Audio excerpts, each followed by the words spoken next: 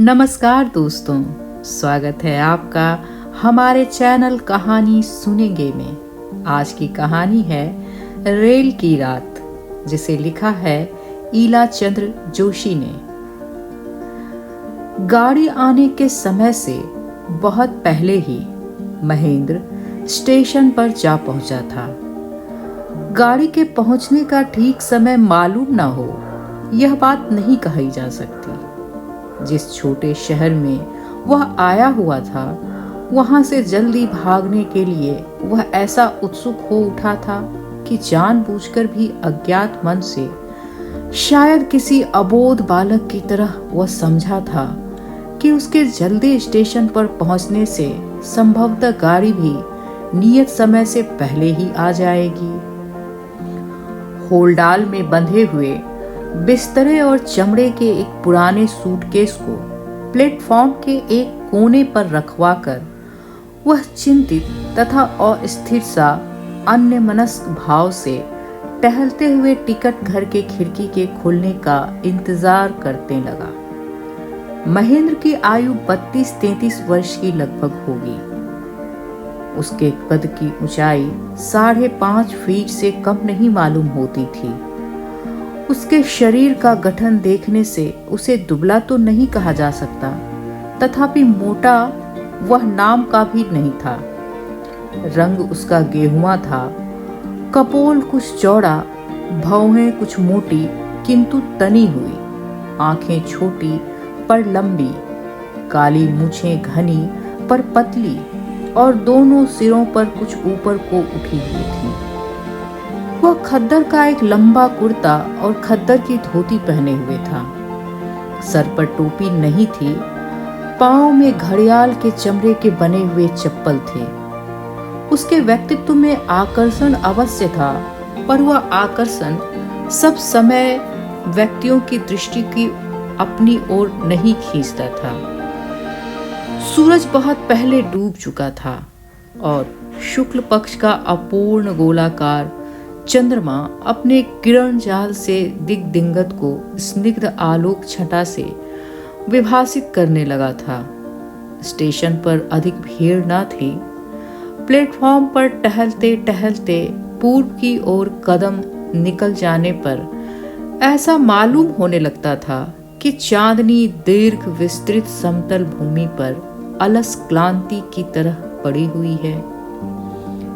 झिल्ली झनकार का एकांतिक मर्मर स्वर इस अलसता की वेदना को निर्मम भाव से जगा रहा था, जिससे महेंद्र के हृदय की सुप्त व्याकुलता तिलमिला उठती थी। सिग्नल डाउन हो गया था, टिकट घर खुल गया था। 3rd क्लास का टिकट खरीद कर महेंद्र गाड़ी का इंतजार करने लगा।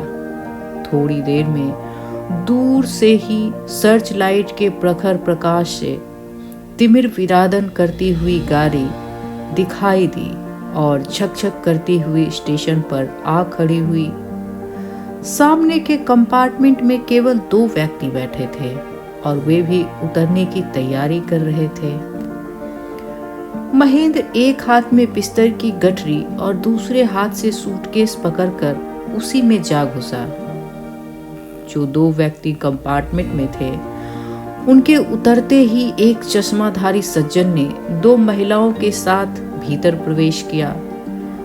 कूली ने आकर नवागंतुक महाशय का सामान भीतर रख दिया और मंजूरी के संबंध में काफी हुज्जत करने के बाद पैसे लेकर चला गया।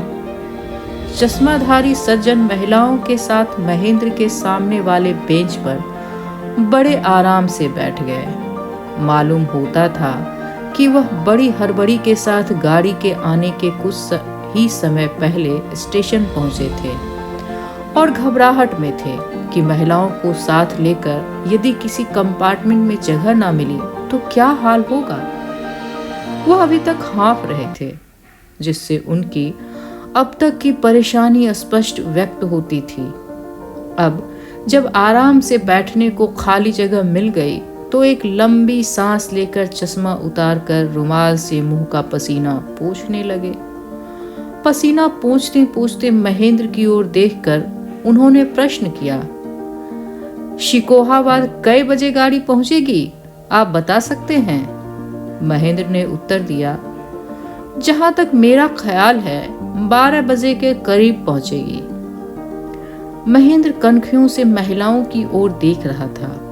महिलाएं उसके एकदम सामने थीं और यदि दृष्टि सीधी करके स्वाभाविक रूप से उन्हें देखता रहता तो भी शायद ना तो चश्माधारी सज्जन को और ना महिलाओं को कोई आपत्ति होती, पर उसे अपनी स्वाभाविक संकोचशीलता के कारण उनकी ओर स्थिर दृष्टि से देखने का साहस नहीं होता था। दोनों महिलाएं बेपर्दा बैठी थीं। उनमें एक की अवस्था प्रायः 35 वर्ष की होगी। वह एक सफेद चादर ओढ़े खड़ी थी। दूसरी 22-23 वर्ष की जान पड़ती थी। वह एक गुलाबी रंग की सुंदर सुरुचिपूर्ण साड़ी पहनी थी। दोनों यथेष्ट सभ्य और सुशील जान पड़ती थी। ज्येष्ठा के देखने से ऐसा अनुमान लगाया जा सकता था कि किसी समय वह सुंदर रही होगी, पर अब अस्वस्थता के कारण उसके मुखमंडल बिल्कुल निस्तेज जान पड़ता था। कनिष्ठा यद्यपि सौंदर्य कला की दृष्टि से सुंदरी नहीं थी, तथापि उसके मुख की व्यंजना में एक ऐसी सरल मधुरिमा वर्तमान थी जो परवश आंखों को आकर्षित कर लेती थी। आज कई कारणों से महेंद्र का जी दिन भर नहीं अच्छा रहा। गाड़ी में बैठने तक वह चिंतित, अनमनस्क तथा उदास था, पर गाड़ी में बैठते ही शिष्ट, सुशील तथा सुंदरी महिलाओं के साहचर्य से उसके खिन्न मन में एक सुखद सरलता छा गई। यद्यपि वह संकोच के कारण कुछ कम घबराया हुआ न था, तथापि चश्माधारी सज्जन की भोली आकृति तथा सरल भाव भंगिमाओं से और महिलाओं की शालीनता से उसे इस बात पर धीरे धीरे विश्वास होने लगा था कि उनके बीच किसी प्रकार का संकोच अनावश्यक नहीं बल्कि अशोभन भी है। चश्माधारी सज्जन ने चश्मा उतार कर एक रुमाल से उसे पोंछते हुए पूछा, क्या आप शिकोहाबाद जा रहे हैं? जी नहीं, मैं दिल्ली जा रहा हूँ। क्या आप शिकोहाबाद में ही रहते हैं? जी नहीं, मुझे टुंडला जाना है। मैं वहाँ कोर्ट में प्रैक्टिस करता हूँ। इधर कुछ दिनों के लिए घर आया हुआ था। अब अपनी वाइफ और अपनी सिस्टर को लेकर वापस जा रहा हूँ। सिस्टर की तबीयत ठीक नहीं रहती, इसलिए उसे हवा बदली के लिए ले जा रहा हूँ। एक साधारण से प्रश्न के उत्तर में इतनी बातों से परिचित होने पर महेंद्र को नव परिचित सज्जन की बेतकल्लुफी पर आश्चर्य हुआ और वह मन ही मन मुस्कुराने लगा। उसने अनुमान लगाया कि ज्येष्ठा महिला सिस्टर होगी और कनिष्ठा वाइफ। थोड़ी देर में गाड़ी चलने लगी। कोई दूसरी यात्री उस डब्बे में न आया। चश्माधारी महाशय गाड़ी के चलने के कुछ देर बाद ऊँघने लगे। वे रह न सके और बंधे हुए बिस्तर को तकिया बनाकर एक दूसरे बेंच पर लेट गए और लेटते ही खर्राटे लेने लगे। न जाने क्यों महेंद्र के मन में यह विश्वास जम गया कि इन नव परिचित महाशय का जीवन बड़ा सुखी है। उनकी बेतकल्लुफी तथा उनके मुख का आत्मसंतोषपूर्ण भाव देखकर उनके मन में यह विश्वास जमने लगा था, और जब उसने उन्हें निश्चिंत सोते तथा खर्राटे भरते देखा तो उसकी यह धारणा दृढ़ हो गई। ज्येष्ठा महिला ने भी थोड़ी देर में ऊँघना शुरू कर दिया। वह ऊँघती जाती थी और बीच बीच में जब जबरदस्त हिचकोला खाती थी तो जाग पड़ती थी। केवल कनिष्ठा महिला पूर्णतः सजग थी। वह कभी खिड़की के बाहर झांककर चांदनी के उज्जवल आलोक में शायद पल पल परिवर्तित प्राकृतिक दृश्यों का आनंद लेती थी। कभी ऊँघने वाली महिला की ओर देखती थी, कभी खर्राटे भरने वाले महाशय।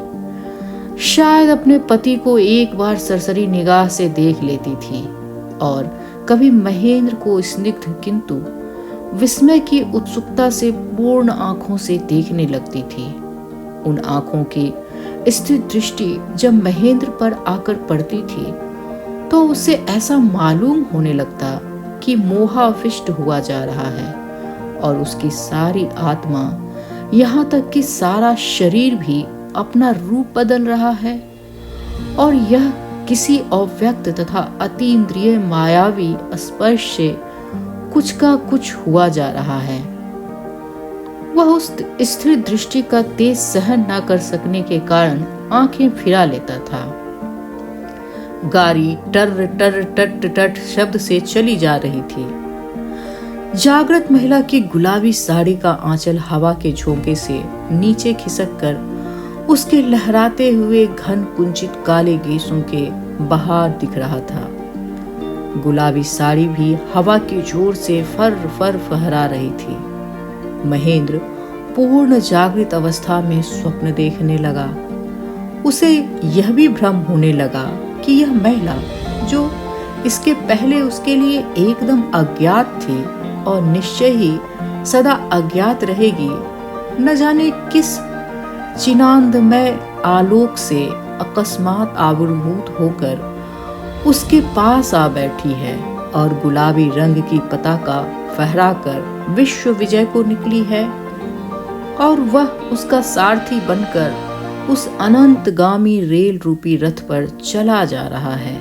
सारा विश्व, समस्त मानवी तथा मानसी सृष्टि उसके लिए उस कंपार्टमेंट के भीतर समा गई थी, जिसमें ऊँघने वाली महिला तथा सोए हुए सज्जन का कोई अस्तित्व नहीं था और उसके बाहर क्षण क्षण में परिवर्तित होने और अस्थिर माया जगत का चिर चंचल रूप एकदम असत्य सत्ताहीन सा लगता था। महेंद्र सोचने लगा कि उसने जीवन में कितनी ही स्त्रियों को विभिन्न रूपों तथा विचित्र परिस्थितियों में देखा है, पर आज का यह बिल्कुल साधारण सा अनुभव उसे क्यों ऐसा अपूर्व तथा अनुपम लग रहा है। वह सोच ही रहा था कि फिर उस विश्व विजयिनी ने अपनी सुंदर विस्मित आंखों की रहस्यमयी उत्सुकता से भरी स्थिर दृष्टि से उसकी ओर देखा। वह मन ही मन संबोधित करते हुए कहने लगा, चिर अज्ञाता, चिर अपरिचिता देवी, तुम मुझसे क्या चाहती हो? तुम्हारी इस मर्म भेदनी दृष्टि का क्या अर्थ है? दैव योग से महाकाल के इस नगण्यतम क्षण में, जिसकी सत्ता महासागर में एक क्षुद्रतम बुदबुदे के बराबर भी नहीं है, हम दोनों का आकस्मिक मिलन घटित हुआ है और महासागर में बुदबुदे की तरह यह क्षण सदा के लिए विलीन हो जाएगा। तथापि इतने ही अरसे में क्या तुम हम दोनों के जन्मांतर के संबंध से परिचित हो गई हो, अथवा यह सब कुछ नहीं है? तुम्हारी आंखों की उत्सुकता का कोई मूल्य नहीं है, मेरी विह्वल भावुकता का कोई महत्व नहीं है। महत्वपूर्ण जो कुछ है वह है तुम्हारे पास लेटे हुए व्यक्ति का खर्राटे भरना। शिकोहाबाद पहुंचने पर चश्माधारी सज्जन की नींद न टूटी और ज्येष्ठा महिला ऊँघती रही, पर महेंद्र की विश्व विजयिनी की आंखों में एक क्षण के लिए भी निंद्रा रसावेश का लेश नहीं दिखाई दिया। वह बीच बीच में अपनी मर्म भेदनी दृष्टि की प्रखर उत्सुकता से उसके हृदय को अकारण निर्मम रूप से बद्ध करती चली जाती थी। फलस्वरूप महेंद्र की गुलाबी मोहकता भी शिकोहाबाद पहुंचने तक अखंड बनी रही। शिकोहाबाद पहुंचने पर विश्व विजयिनी ने चश्माधारी सज्जन के किंचित स्थूल शरीर को हाथ से हिलाते हुए जगाया। ऊँघती हुई महिला भी संभल कर बैठ गई। कूलियों से सामान उतरवाकर चारों व्यक्ति उतर पड़े। दिल्ली वाली गाड़ी जिस प्लेटफॉर्म पर लगने वाली थी, वहां को जाने के लिए पुल पार करना था। पुल पार करके वे लोग जिस प्लेटफॉर्म पर आए, वहां कहीं एक भी बत्ती जली हुई नहीं थी, पर चूंकि सर्वत्र निर्मल चांदनी छिटक रही थी, इसलिए बत्ती की कोई आवश्यकता न जान पड़ी। गाड़ी के आने में अभी 1.5 घंटे की देरी थी। चश्माधारी महाशय एक बेंच पर बिस्तर फैलाकर लेट गए। दोनों महिलाएं भी नीचे रखे हुए सामान के ऊपर बैठ गईं। चश्माधारी सज्जन ने महेंद्र से कहा, आप भी किसी बेंच पर बिस्तर बिछाकर लेट जाइए। पर कोई बेंच खाली नहीं थी और ना महेंद्र सोने के लिए ही उत्सुक था। आज की रेलवे यात्रा की चंद्रोज्ज्वल रात्रि उसे चिर जागृत तथा चिर जीवित स्वप्न लोक में विचरण करने का अवसर दे रही थी। वह प्लेटफॉर्म पर टहलते हुए अपने अंतर मन में नवोद्घाटित जीवन वैचित्र्य की चहल पहल देखकर विस्मित हो रहा था।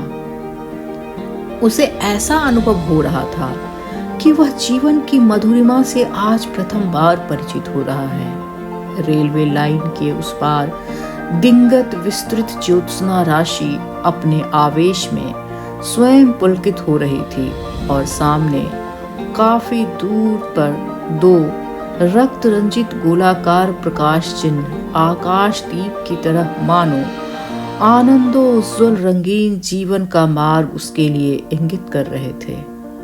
रेलगाड़ी में होकर वह अनेक बार आया था और गया था और कितनी ही बार उसे रात के समय स्टेशन पर गाड़ी के इंतजार में ठहरना पड़ा था। पर आज की ऐन्द्रजालिक उल्लासपूर्ण अनुभूति उसके लिए एकदम नई थी। इस बार इंद्रजाल के उद्घाटन का श्रेय जिसको था, वह मायाविनी इस समय टिन के छत के नीचे की छाया में बैठी हुई थी और अंधकार में उसकी आंखों के जादू का चलना बंद हो गया था। पर वहां पर मात्र उसका अस्तित्व ही महेंद्र की आत्मा में माया लोक की मोहकता का सृजन करने के लिए पर्याप्त था। वह टहलते टहलते ना मालूम किन निरुद्देश्य स्वप्नों के माया के फेर में पड़ा हुआ था कि अचानक चश्माधारी महाशय ने बेंच पर से पुकारते हुए कहा, अरे जनाब, कब तक टहलिएगा? अगर लेटना नहीं चाहते तो यहाँ पर बैठ जाइए। नींद तो अब आवेगी नहीं, इसीलिए गाड़ी के आने तक गपशप ही रहे। महाशय जी पहले ही काफी सो चुके थे, इसलिए अब नींद नहीं आ रही थी। महेंद्र मुस्कुराता हुआ उसके पास अपने सूटकेस के ऊपर बैठ गया। महाशय जी ने कहा, आप दिल्ली में कहीं मुलाजिम हैं? जी नहीं। तब आप क्या करते हैं? आप खद्दर पहनते हैं? क्या आप राजनीतिज्ञ हैं? पहले था, अब नहीं के बराबर हूं। वह कैसे? इस प्रश्न के उत्तर में महेंद्र ने परम क्लांति का भाव दिखाते हुए कहा, अरे साहब, सुन के क्या कीजिएगा? व्यर्थ में आपके संस्कारों को आघात पहुंचेगा। इस चर्चा को हटाइए और किसी अच्छे विषय पर चर्चा चलाइए। स्वभावतः चश्माधारी का कौतूहल बढ़ा। उन्होंने आग्रह के साथ कहा, फिर भी जरा सुने तो सही, आखिर कौन सी ऐसी बात हो गई? महेंद्र की सुप्त स्मृतियां तिलमिला उठी थी। कनखियों से उसने देखा, प्राय अंधकार में बैठी हुई मायाविनी महिला का ध्यान उसी की ओर था। पल में उसके मानसिक चक्षुओं के आगे उसके सारे विगत जीवन की व्यर्थता के दुखद संस्मरणों की झांकी चित्रपट पर क्रम से क्रम परिवर्तित होते हुए चित्रों की तरह भासमान होने लगी।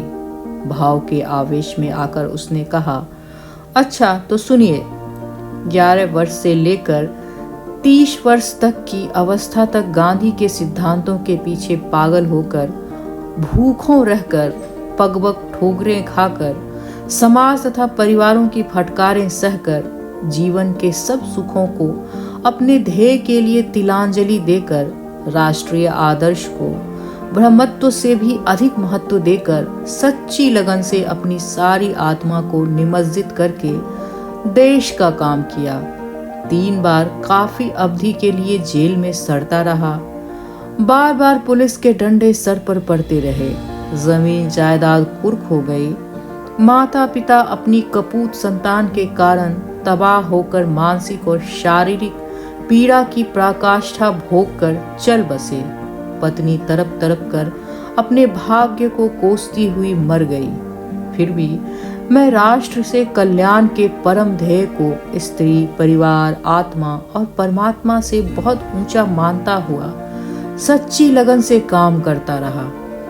जब अंतिम बार जेल खाने में बंदी मियाद पूरी करने के बाद थका मांदा मन तथा शरीर से क्लिष्ट और क्लांत होकर मैं बाहर आया, तब एक एक कर उन स्नेही जनों की स्मृतियां मेरे मन में उदित होकर व्यक्त होने लगी, जिनकी मैं सदा अवज्ञा करता था। अपनी पत्नी से मैंने जीवन में शायद 2 दिन भी घनिष्ठता से बात न की होंगी। जब मैं बाहर रहता था तो उसके पत्र बराबर मेरे पास आते रहते थे और मैं सरसरी दृष्टि से पढ़कर अवज्ञा से फाड़ कर फेंक देता था। 1 या 2 बार से अधिक मैंने उसके पत्रों का उत्तर नहीं दिया और 2 बार जो उत्तर दिया वह भी 4 पंक्तियों में बिल्कुल रूखे सूखे ढंग से। अब जब मैं अपने को सारे संसार में अकेला, स्नेह तथा संवेदना से वंचित और सहाय तथा निरुपाय अनुभव करने लगा, तो उसकी भोली भाली सकरुण स्नेह की वेदना से भरी सहज सलोनी मूर्ति प्रतिपल मेरी आंखों के आगे भासित होने लगी।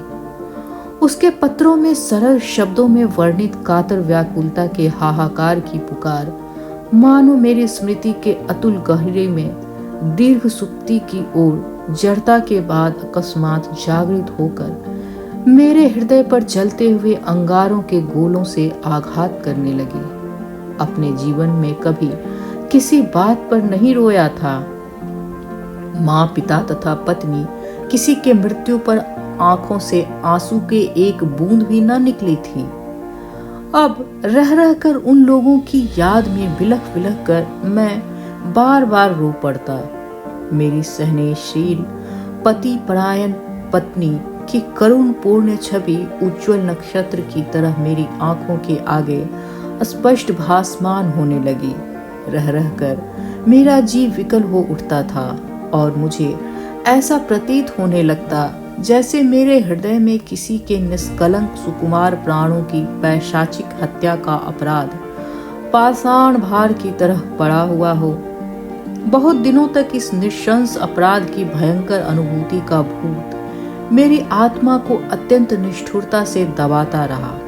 अब भी यह भौतिक आतंक कभी कभी मेरे मन में जागृत हो उठता है। फिर भी अब मैंने अपने मन को बहुत समझा लिया है और जीवन को एक नई दृष्टि के नए रूप में देखने लगा हूँ। और अब साधारण से साधारण घटना भी कभी कभी मेरे मन में एक अलौकिक आनंद का आश्चर्य उत्पन्न करने लगती है। किसी स्त्री को देखते ही अब मेरे हृदय में एक श्रद्धा पूर्ण उत्सुकता का भाव जाग पड़ता है। ऐसा मालूम होने लगता है जैसे अपने जीवन में पहले स्त्री को देखा भी न हो। अब पहली बार इस आनंददायिनी रहस्यमयी जाति के अस्तित्व का अनुभव मुझे हुआ हो। महेंद्र का लंबा लेक्चर समाप्त होते ही चश्माधारी हाहा करके ठठाकर हंसते हुए बोले, आप भी बड़े मजे के आदमी हैं, खूब। यह कहकर वह बेंच पर आराम से लेट गए और उन्होंने आंखें बंद कर ली। थोड़ी देर बाद वह जोरों से खर्राटे लेने लगे। एक लंबी सांस लेते हुए महेंद्र ने प्राय अंधकार में अस्पष्ट झलकती हुई गुलाबी साड़ी की ओर देखा।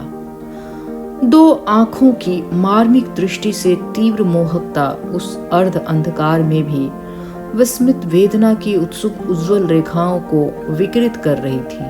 महेंद्र पुलक विह्वल होकर मंत्रमुग्ध सा बैठा रहा। घंटी बजी।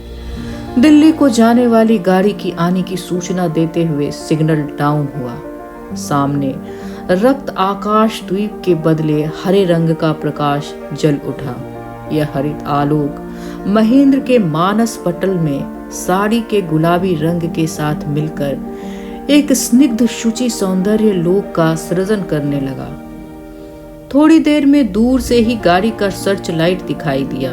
चश्माधारी महाशय महेंद्र के जगाने पर फड़फड़ाते हुए उठे। कूलियों ने सामान संभाला ही था। भक भक करती हुई गाड़ी प्लेटफॉर्म पर आ गई। बड़ी भीड़ थी। चश्माधारी सज्जन को महिलाओं के साथ कुली लोग इंजन के उल्टी ओर बहुत दूर तक ले गए। कहीं स्थान ना पाकर अंत में एक डिब्बे में जबरदस्ती घुस गए। महेंद्र भी उन लोगों के साथ साथ जा रहा था, पर जिस डिब्बे में वे लोग घुसे उस डिब्बे में स्थान का निपट अभाव देखकर वह विवश होकर एक दूसरे डिब्बे में चला गया। वहां भी काफी भीड़ थी। किसी प्रकार उसने अपने बैठने के लिए थोड़ा सा स्थान बनाया। गार्ड ने सीटी दी, गाड़ी चल पड़ी। महेंद्र के मस्तिष्क में नाना अस्पष्ट घटनाएं, भावनाएं चक्कर काटने लगी। 2 दिन से उसे नींद नहीं आई थी। आज भी वह अभी तक सो नहीं पाया, इसलिए सोचते सोचते वह ऊँघने लगा। ऊँघते हुए उसने देखा कि गुलाबी रंग की साड़ी द्रौपदी के चीर की तरह फैलती हुई अकारण सारे आकाश में छा गई है।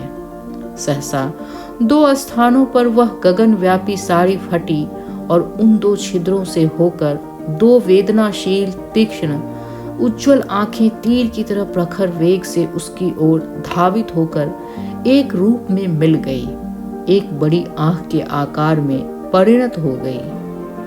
वह बड़ी आंखें उसके शरीर को छेद कर उसके हथपिंड को छूकर फिर ऊपर आकाश की ओर तीर की तरह छूटी और आकाश में फैली हुई गुलाबी साड़ी में जा लगी और फटकर फिर से 2 सुंदर किंतु करुणा विकल आंखों के आकार में विभक्त हो गई। टुंडला स्टेशन पर गाड़ी ठहरने पर महेंद्र पूर्णतः सचेत होकर बैठ गया। चश्माधारी महाशय दोनों महिलाओं को साथ लेकर कंपार्टमेंट से बाहर उतरे और सामान को कूलियों के हवाले करके उनके साथ बाहर फाटक की ओर चले। महेंद्र ने अपने कंपार्टमेंट से अपनी विश्ववजनयी को देखा। वह इस उत्सुकता में था कि एक बार अंतिम समय के लिए दोनों की आंखें चार हो जावें, पर ना हुई और गुलाबी साड़ी से आवृत सजीव प्रतिमा व्यस्त विह्वल सी आगे को निकल गई। टुंडला से गाड़ी छूटने पर महेंद्र के कानों में चश्माधारी सज्जन के ठठाकर हंसने का शब्द गूंजने लगा। उसके अधष्ट का चिर व्यंग पुकार मानो बार बार कहता था, हा हा हा, आप भी बड़े मजे के आदमी हैं। खूब धन्यवाद।